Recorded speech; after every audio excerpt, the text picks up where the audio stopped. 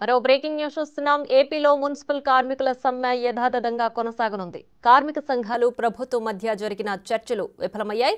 Health allowance ను జీతంలో కలిపి కార్మికులు కోరుతున్నట్లు 21,000 రూపాయల జీతం రూపేణా ఇచ్చేందుకు అంగీకరించామని మంత్రి బొత్స చెప్పారు. అయితే 11వ పీఆర్సీలో తమను చేర్చాలంటూ కార్మిక సంఘాలు పట్టుబట్టాయి.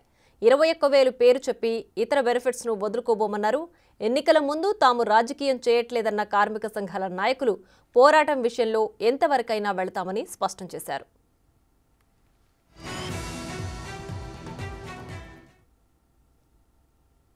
ఈరోజు 15,000 ప్లస్ 6,000 హెల్త్ అలవెన్స్ ని 21,000గా మరి వర్కర్లకి ఇస్తాకి ప్రభుత్వం అంగీకరించింది.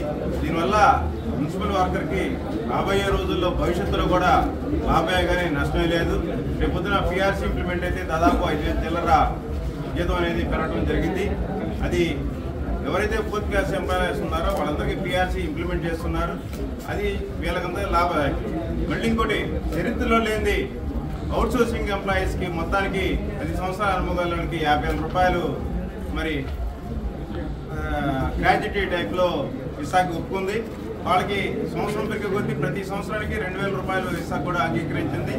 అలాగే చనిపోతే మట్టి ఖర్చులకి ఇదివరకు 15,000 రూపాయలు ఇచ్చేవాళ్ళు, ఇప్పుడు ఈ రోజున 20,000 రూపాయలు కూడా ప్రభుత్వం అంగీకరించింది.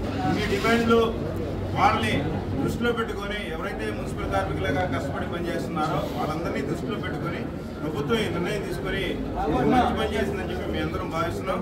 కాబట్టి దీన్ని మున్సిపల్ కార్మికులు కూడా అర్థం చేసుకొని రాబోయే భవిష్యత్తులో కూడా మీకు జీతాలు పెరగడానికి కూడా అవకాశం ఉంటుంది.